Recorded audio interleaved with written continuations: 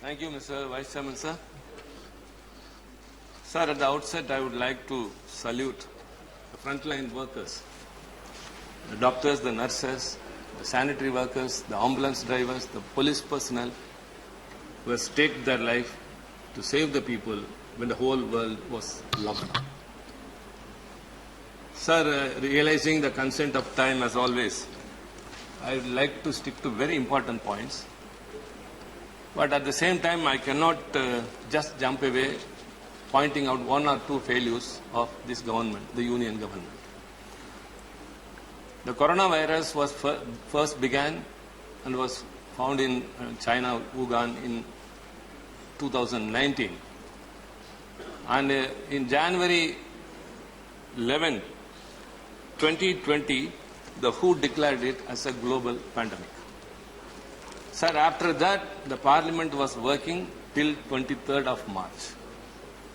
All the aircrafts were bringing in from across the world corona carriers to our country, spreading it.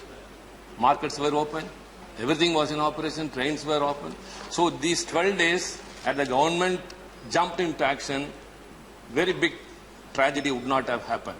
Like the migration workers suffered and many lives lost.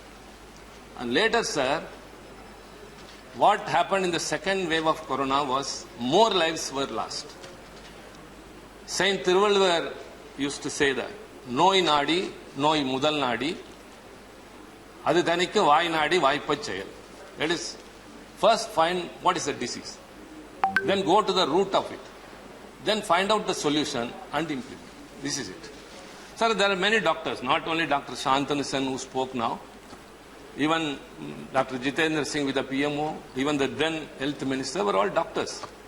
Sir, anyone would know that coronavirus is known to cause respiratory infections like common cold and acute respiratory syndromes, SARS, severe acute respiratory syndromes. So basic necessity is the need of oxygen. What happened? All the members of parliament, not only here, everywhere, everyone was receiving calls from people. One or other one is suffering from COVID. We need oxygen. We need oxygen. We need a hospital bed which is providing oxygen. It was not available. Why the government has not contemplated in making manufacturing of oxygen units? Even had the MP Lads Fund not been suspended, these 800 MPs would have taken up even thousands of hospitals and would have provided with manufacturing of oxygen units. That even was not possible. So the second one, when vaccine was developed, a ray of hope came. Till then, everyone was in bleak. So in The whole Mother Teresa- world, after the humankind came into existence, never in the past, the whole world was locked. Whether it is Spain flu or any flu, anything which have come across was contained only within an area. But the whole world was locked. Till a vaccine was developed, everyone was bleak and we were in dark and we were not definite about our future. Yes, it was developed. A ray of hope came. But what was the government's responsibility in manufacturing or bringing in more vaccines? It didn't happen.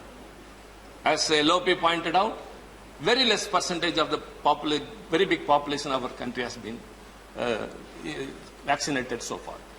Sir, I would like to put forth very important 2 points, 2 proposals, 2 suggestions to the health minister, Mr. Mandavia, who has successfully sailed the ship and has now landed with health. And I think he would take my suggestions or proposal and I expect a positive response from him. Sir, there is a modern and high capacity vaccine manufacturing facility, IVC, Integrated Vaccination Complex in Chengalpet near Chennai. It was established by Biotech, HLL Biotech Limited under the Ministry of Health with an investment of 700 crores which is lying unutilized. It is for 1.5 years. After our Chief Minister, Mr. MK Stalin, assumed power, he only brought to limelight that such a facility is lying unutilized because of lack of additional funds. There was no private bidder to offer and take it up.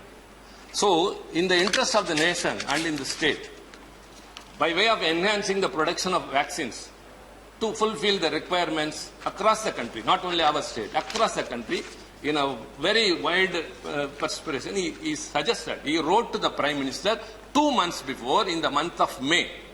Now, to the notice of the Honorable Health Minister, I remind the same what the Chief Minister has written to the Prime Minister.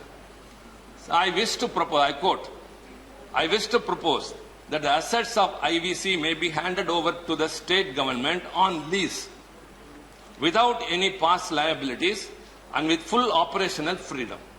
The state government will identify a suitable private partner immediately and will make all efforts to commence vaccine production at the earliest. A suitable financial arrangement for central government to recover a part of its investment can be subsequently worked out after the commencement of operations. It was a request, sir, very important. It's a very important discussion. Right. Kindly give 1 or 2 minutes. I'm giving you 1 minute. We are talking please. About the lives of the people. Yeah, please conclude. The third wave is around the corner. It's looming around. The apprehension is there. I'm giving you extra time. Please conclude. Sir, the state government is offering. You just give the facility to the state government. We are ready to take it up and start manufacturing vaccines, which would help not only to the state of Tamil Nadu, but for the requirement across the country. There is another unit in Ooty, which is also totally not in use. That could also be revived. And second, very, very important, sir, the supply of vaccines. Health Minister's consideration and the Ministry of Health filed a writ petition suo motu in the court that it is provided under proportion of population between 18 to 44 years of respected vaccinations are supplied to the states. But on the contrary, in practice, it is not so, sir. The number of vaccine doses provided for Tamil Nadu is only 300 per thousand, whereas for Gujarat it is 533, Karnataka it is 493, and Rajasthan 446. Why is this disparity? Why is this difference? Let it be uniform. Please. If you are giving it by proportion of population, Tamil Nadu should also get the equal share. We are not asking anything for us. It is only to save the lives. We have got a capacity of vaccinating 3 lakh people per day. It has been developed. Our Prime Minister has repeatedly, Chief Minister has written another letter in July that he needs immediately 1 crore vaccines to fulfill the requirement there. So, sir, I think the Health Minister would take into consideration.